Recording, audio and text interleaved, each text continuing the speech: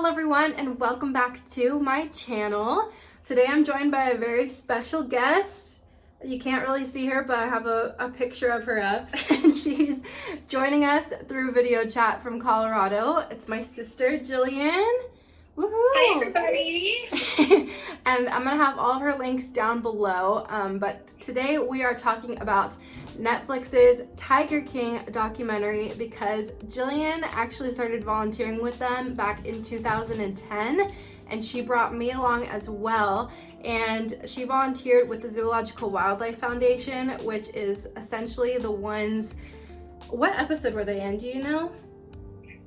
Oh, well, Mario was in a few, so he Mario was? Tabreau is the owner, and he was in a few of the episodes, but I think they introduced the facility in is it the first or the second episode? Pretty early on, and right? he's basically it's the one that they can't get into. They're like, Right. yeah, it's like a fortress.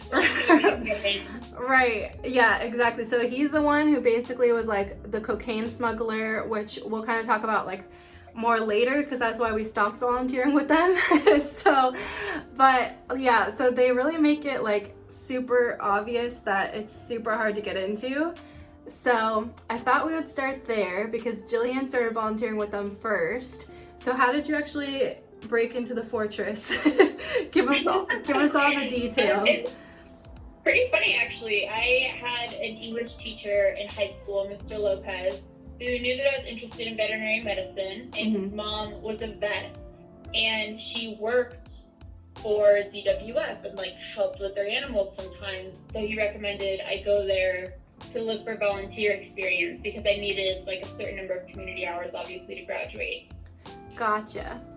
So you broke into the fortress. Yeah, I just walked right in, signed a waiver basically saying if something happened, I understood it was on me, and started volunteering there. Right.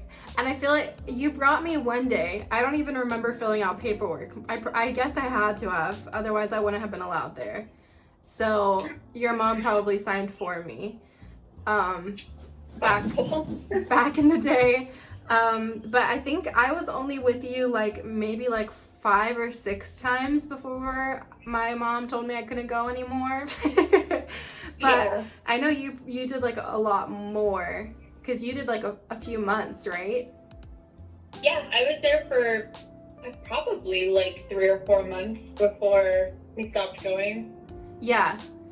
And honestly, that was one of my fondest memories of our childhood because we had so many experiences there. So it was pretty cool.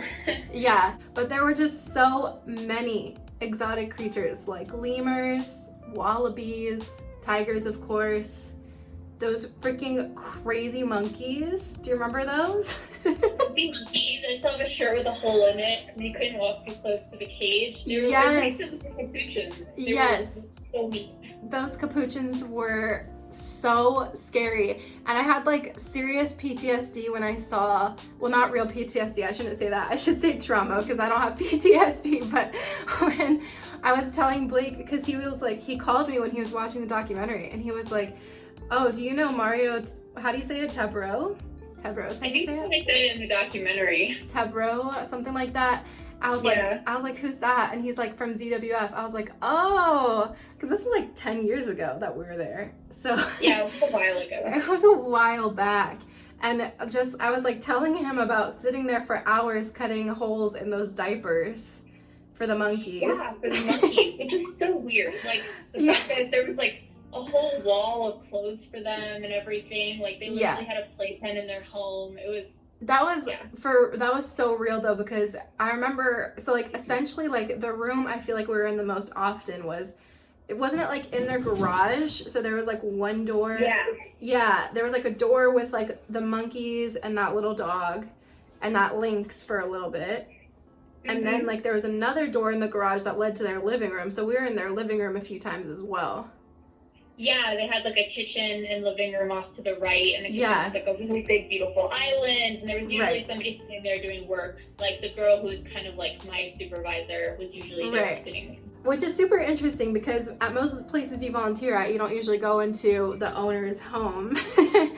And that's what like Blake was confused about, because he's like, wait, so you went to their house too? And I was like, no, it's all on the same property. Like you could walk from their house to the tigers, like within like 30 feet or so. I feel like it was it's pretty close. Yeah, all those tigers. But it's so true in the video. Like that lady, Maria, she loves those monkeys. Oh my gosh. Yeah. I remember their butts were so sensitive that like you had to wipe them with a wet wipe so gently. One time I made one bleed, and I was so scared to tell Maria that I made it bleed because she loved those monkeys. Oh, yeah, I know. They were really, really, I mean, they were babies, like true babies. And I was friends with her for a while on Facebook, actually, and like, they're her whole life. Like, yeah. She has her own hashtag on Instagram. Does she really? She's really into it. Yeah. That's so funny. That's like, I feel like that's like, well, because they obviously are filthy rich from their previous drug dealings and stuff. So, they seem comfortable. Yeah. I feel like she's like, you know, like a rich lady with her chihuahuas in her purse. I feel like that's her with her monkeys. Yeah, exactly. It's so funny. But yeah, the experience was really awesome. And we also, there was one day that we were working with the wolves, and I don't know if you remember this, but they got out and they started chasing the turkeys. Yeah, you're getting out. Me and you like chased them for like a half an hour. That was the maddest I think I've ever seen you in my life, because you were so scared they were gonna eat a turkey. Or was it goats? There were goats, I think, too. What did you say? I think there were goats that they were chasing too. Probably. They had all kinds of stuff that was just always walking around. Yeah, for real. Dogs. For real. There were so many animals just like everywhere. So anyway, yeah, so that was kind of our experience. Do you have any other fun stories with the animals? I mean, we did honestly, we did a lot of really cool things. Yeah. Whether we were qualified or should have been. Right. Like, a big part of our job was interacting with the animals, so that when we took them out to events or when people came to visit, they were sociable and less likely to attack people. So, like, I remember the little raccoon who I loved to play with, that we, like, basically had to just handle and get used to people, and, like, was super, super, super sweet. No, I also remember, like, walking one of the wolves and having one of the maintenance guys, like, throw a broom up into a tree and basically scare the shit out of it. So it was, like, rolling around on the ground and freaking out, panicking on the leash, and I had like a bunch of bruises and scratches on my thighs. So it's like, it was really, really fun, you know. We did a lot of really amazing things. Yeah. But they were all, it was pretty crazy. Like, we were really close to a lot of animals. Right, for sure.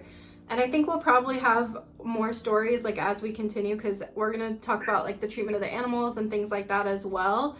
But if you haven't seen Tiger King on Netflix yet, essentially the best way to describe it, I guess, is like I feel like it's about like these people who privately own these tigers versus this woman who wants to rescue them. Is that like the best way to put it?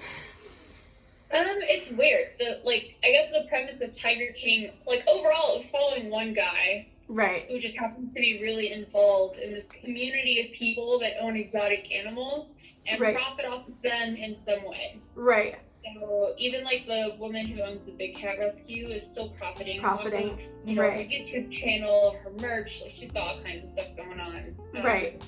And had like a lot of shady stuff in her past too. So I don't know. It was. It mostly follows like Joe Exotic, the main guy, and kind of his story. Right. So, the weird part is too, I feel like a lot of these places are in South Florida. Like, they mentioned Lion Country Safari, and then there was this one guy who lived in West Palm Beach, And I actually remember, because I used to live in Loxahatchee, which is like really West Palm Beach, and there was like one day in middle school that we actually went on lockdown because one of his tigers got loose. And I'll never forget that day because they like had no clue where the tiger was, so we were all on lockdown inside the school, which is like the craziest day ever. But I feel like we had some crazy experiences growing up because I guess it's just the climate of Florida that's able to support all these animals that they bring in so much, especially in Miami. Yeah, and a lot of stuff from overseas comes in through either Florida or New York, so Right. yeah, I can definitely see a lot of like animals and stuff like that coming to Florida first. Right. Outside of the breeders. Yeah. Even though a lot of it was about breeding too. Like it seems like a lot of them kind of bred their own cats to keep it going. Yeah. Which is sad. Yeah. Yeah, it really was. It was like, honestly, the end of the documentary is kind of like, you know, kind of gives you some facts about tigers, both in captivity and out of captivity. Yeah. And yeah, redirects the focus to them, which was cool. Right, for sure. So I guess we'll go back to ZWF. I kind of sidetracked a little bit, but I was going to talk about the treatment of the animals, because that's obviously like one of the main focuses of this documentary is like, are the animals better off in the hands of these handlers, or are they better off with Carol, who was rescuing them? So I thought we could talk about a little bit how we perceived how the animals were treated at ZWF, since that was like our biggest place, I guess, that we have worked with from the documentary. So I guess that's the only one we can really provide insight on, since we never worked with Joe Exotic or anybody else.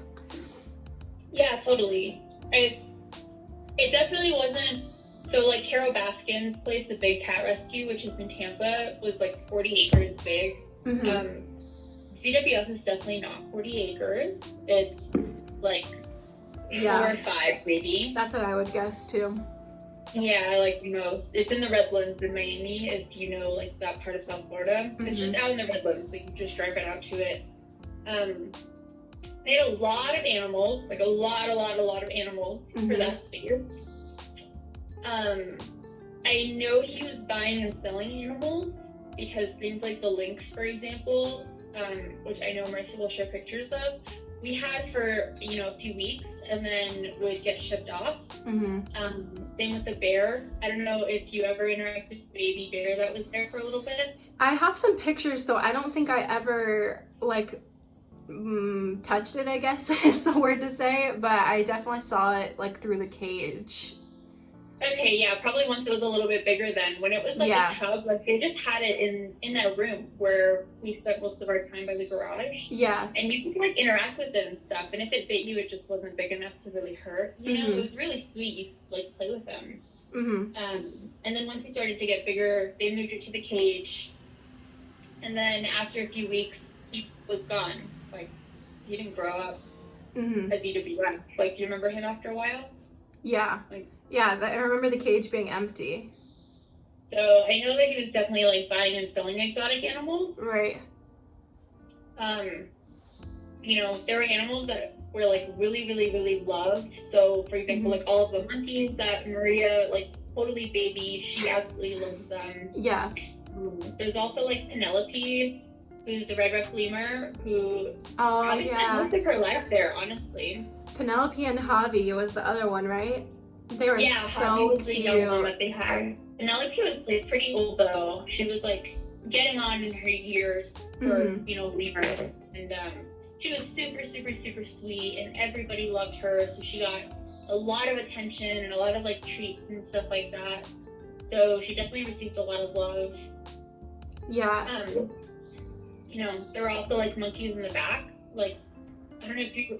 I wish I remember what kind of monkeys they were. I feel like I remember those. They were like really creepy looking, right? Like almost like baboon looking type of things. Yeah, but they weren't baboons. Like I think they had a couple of gibbons. Yeah. And maybe something else. But they had like 2 big cages where they had more monkeys like set up to the back of the property. I can't like show you a map but like the back right, you know? Yeah. And they didn't receive a lot of anything. Like No. nobody could handle them. I think Mario They were could, terrifying. but he was the only person. Yeah, I remember one day you had to feed them and you started like tossing the food into the bowl. And I was like, what are you doing? Just walk in and put the bowl in there. And that was the biggest regret of my life because the moment I opened the door, they like grabbed my hair and pulled me against the side of the cage. It was terrifying. Those monkeys were horrifying.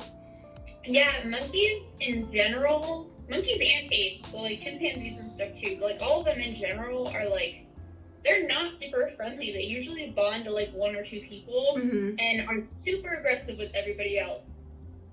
Yeah, so, which is scary. We didn't really come near them. We didn't ever give them treats. They weren't in like a part of the property that anybody ever really paid attention to. So yeah, it really depended on the animal, I think. I don't know. I agree with that for sure. And they did, I feel like we also took part in the breeding program a little bit because the wallaby that was there, I don't remember his name, but do you remember when they brought in the brown wallaby because they wanted them to mate? Yeah. It was really shy. I don't remember actually ever really, because the white one was really sweet and I remember it kind of bonded to us a little bit, but I don't remember the brown one ever like getting comfortable around us. It was like really nervous. It was always far away, which is probably because, I don't know where they got it from, but I feel like it probably was not acclimated to humans wherever it was from. Who knows? They were just bringing in random wallabies. Like. Right. It was just like so random. I like at the time I was like 13 or 14 and you were like 14 or 15 I think, so I feel like it would have been like 15 or 16 at that time. Because I'm 24 now, so I would have been 14 at the time, and you're 25 but you're about to be 26. This was in like 2010, so I was in like 10th grade. Okay. I was my 10th grade English teacher who recommended them, so it would have been, you would have come in like that summer. Okay.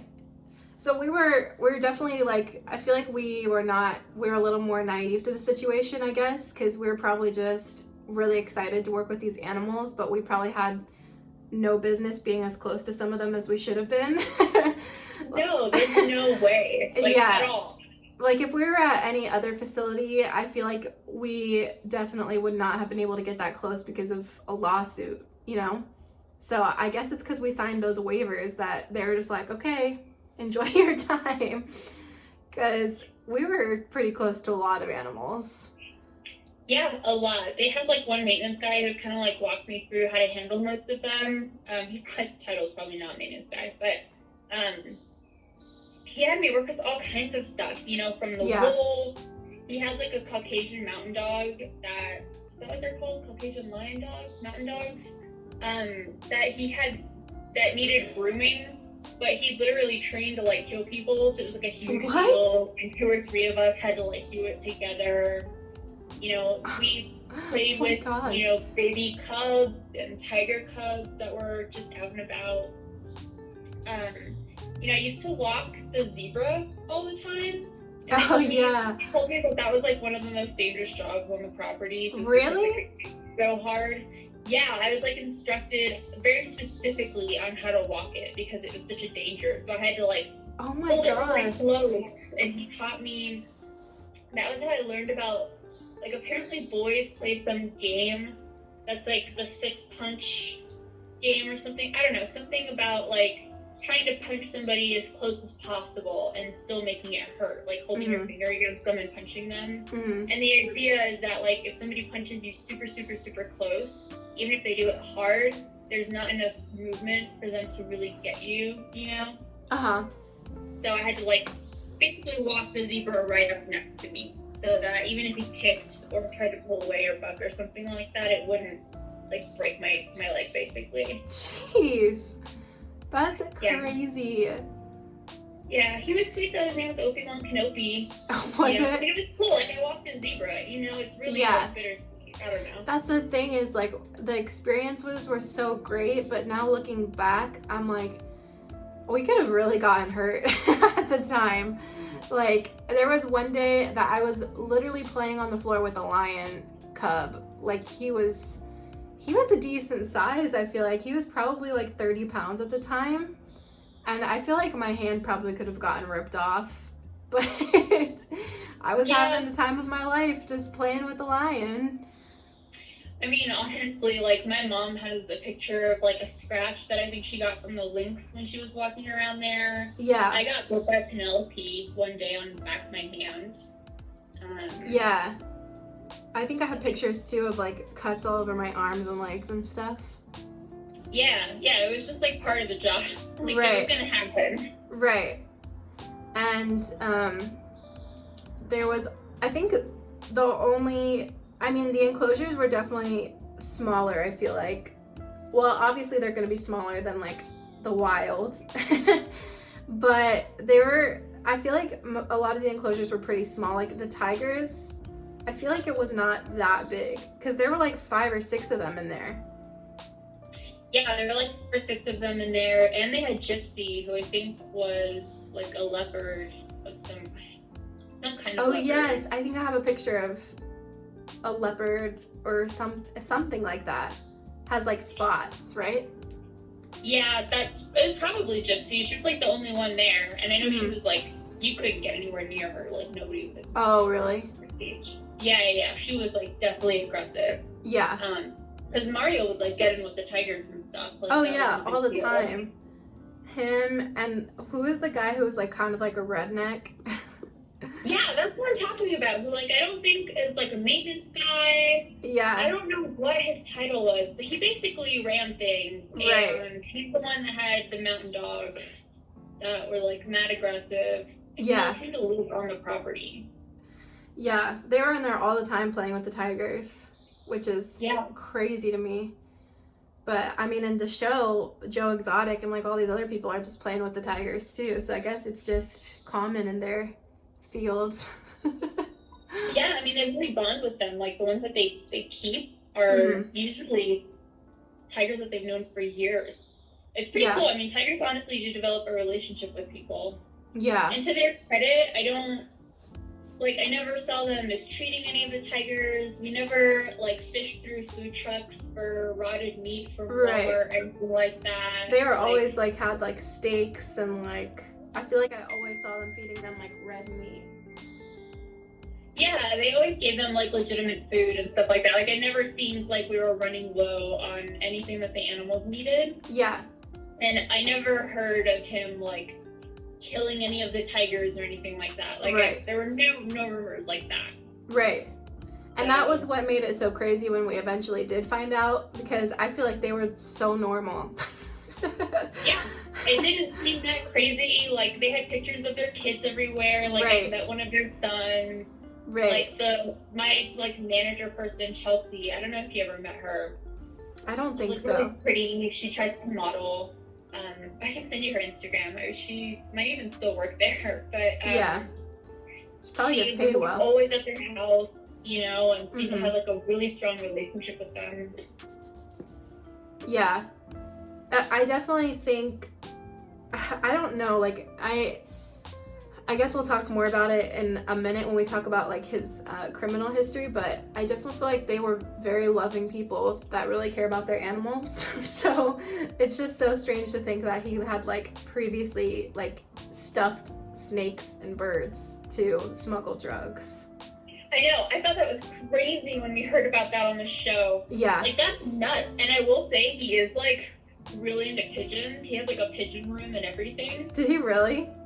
I don't remember that. He had like a room just full of pigeons in cages all along the wall and stuff like that, like a ton of them, that he would like go in and handle and like spend time with. So, jeez. Back now, but yeah. Yeah, who knows what it's like now? It might be the same, but I mean, they definitely still have those baby monkeys, that's for sure. Yeah, I don't know what it's like now. Andre actually visited with his sister, my best friend, visited with his sister a few years ago, I think for one of their birthdays. Oh, and, really? Like, took pictures with the tiger and like took a tour and stuff like that. Yeah. That's crazy. That's so crazy. Yeah. I think the only animal that I ever saw mistreated on the property was this one dog. I don't know if you remember the dog, but it was like, it had just given birth to puppies. And it was like outside and it was like covered in ticks. Like, yeah, the dogs and wolves weren't treated super well. Yeah. The wolves were in kennels in this like yard that was fenced in yard they had, where they kept like a couple of I want to say they were alpacas, and where the zebra stayed. So it was like tiny little kennels within this caged area. They were really small for the wolves, for sure. And they had puppy wolves that like at one point had a horrible tick infestation. Like I remember spending a whole day just sitting there with like this. I went through like 3 leashes until I finally found like a chain leash, but this wolf on a chain, like literally with a pair of tweezers and a cup of alcohol, like picking tons of ticks off this poor dog, like tons. It was insane. Fleas. It was insane. Yeah. I felt really bad for him. They were just like ramping on the property, which is, I mean, I get it, it's like Florida, but you gotta have something. Yeah, for sure. Because I felt the one that I worked with the ticks, she had them like on her eyelids, and I felt so bad because I was like, there's no way I'm gonna be able to get these things off of her. And I was like, I remember talking about it under the garage. It's so sad. Yeah, they're just covered. So that was the biggest thing I noticed, because I feel like the rest of the animals were very well taken care of, but their enclosures were definitely small. I agree on that. The wolves for sure. Okay, I guess their conservation efforts we could talk about real fast.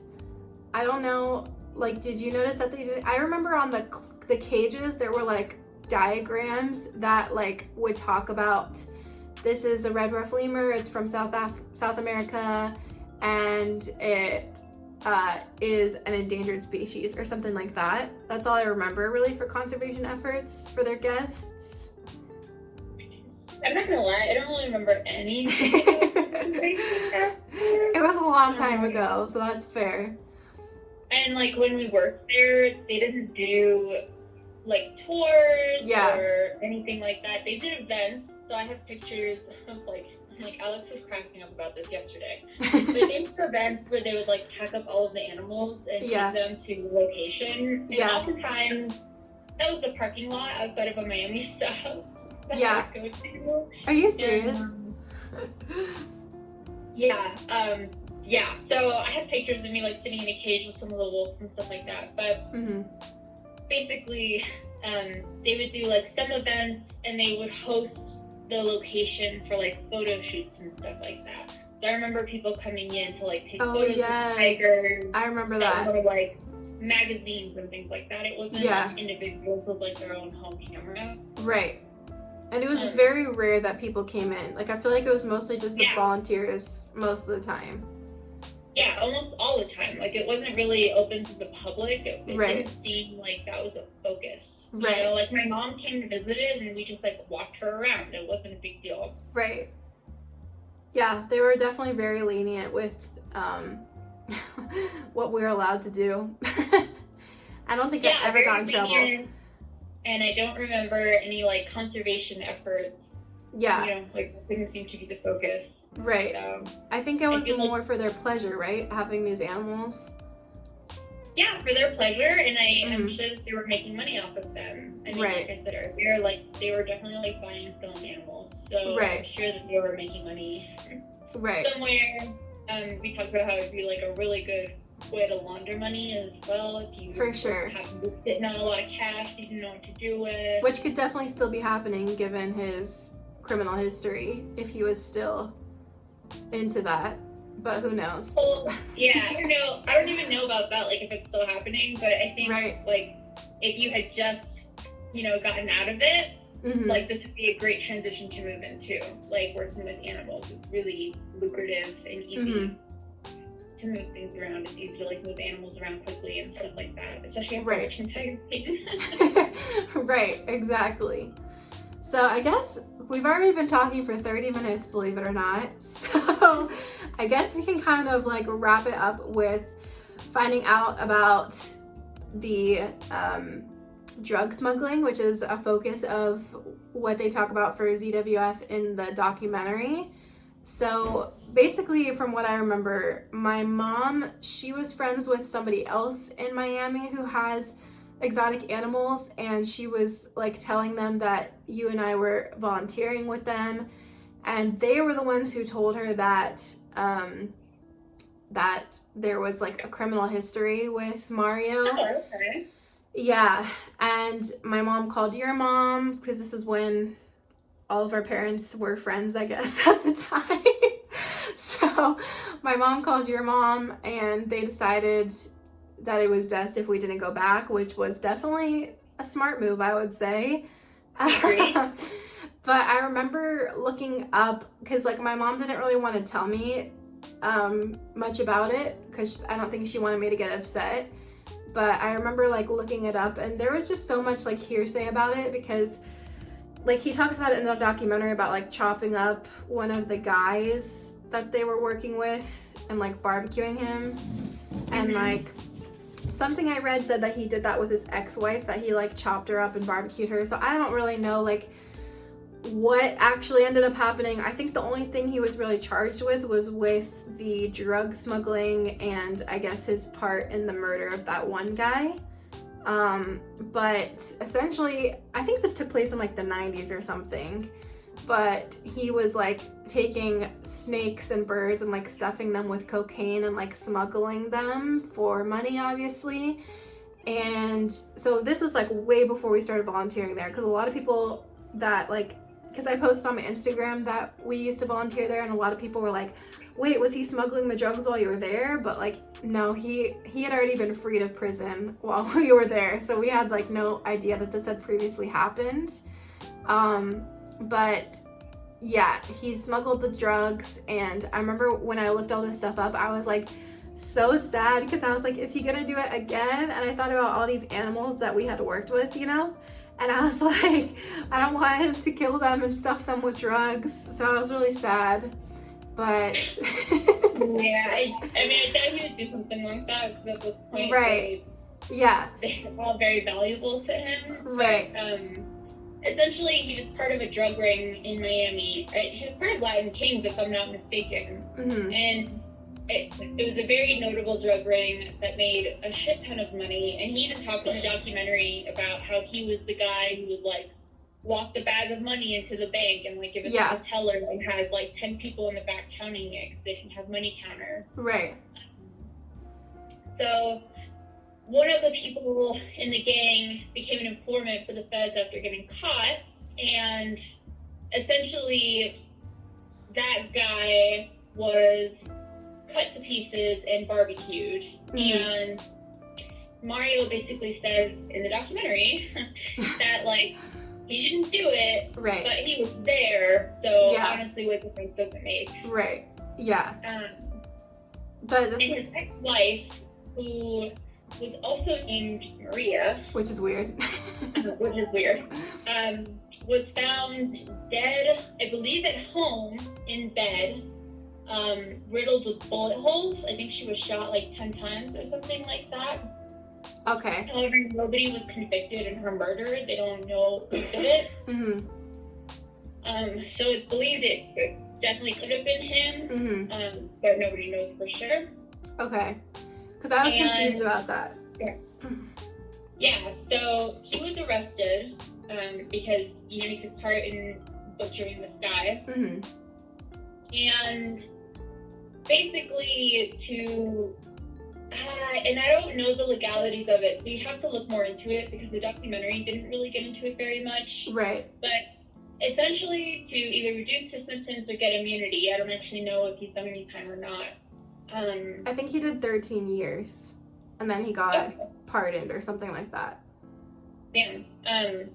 Well, he basically became an informant.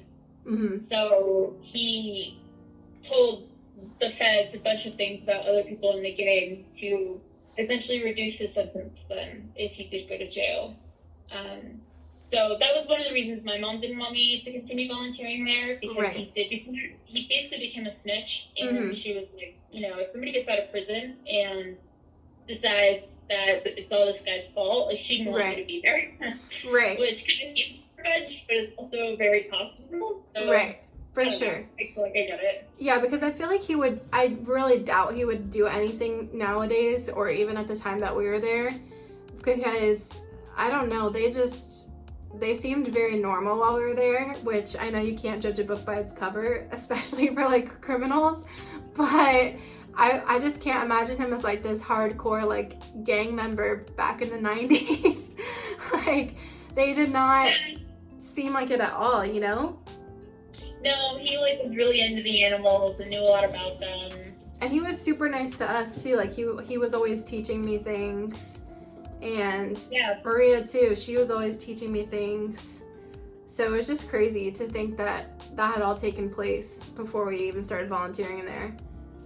Yeah, it is, especially to see them like pop up in a documentary years later on Netflix. Right, which is crazy, for sure. Well, I guess that's pretty much it. Do you have any other fun stories or anything that you want to share? I don't think so. I don't think so. It was pretty cool to be there and pretty crazy to look back on it. Yeah, for sure, especially seeing it in this documentary. Because being in South Florida, I've always had mixed feelings about these private ownerships of tigers and big cats and things like that. Because there's just so many of them in Florida, like, it's kind of insane. But yeah, exotic animals are definitely a thing. yeah, I even remember like in middle school, like my friend, she had a South American raccoon that she got because she just had a license for it. So it's like, it's so lenient. I don't know how. It's kind of crazy. But yeah, I guess that's pretty much it. So if you have not seen Tiger King already, it's on Netflix. And yeah, that's kind of our experience volunteering with ZWF, the Zoological Wildlife Foundation, which is in Miami. And I guess that's pretty much it. If you guys have any questions or comments, feel free to leave them in the comment section below, and I can probably answer them for you guys. And I hope when we sign those papers, they didn't say anything about social media, because I don't want to get a lawsuit for this video. I know, right? We didn't actually sound like an NDA. I know, but Mario, Maria, if you're watching, please don't sue us. And I guess that's all for this video. So I will see you guys soon. And Jillian, do you want to say bye with me to the camera? Yeah, sure. Okay, ready? 1, 2, 3. Bye. Bye.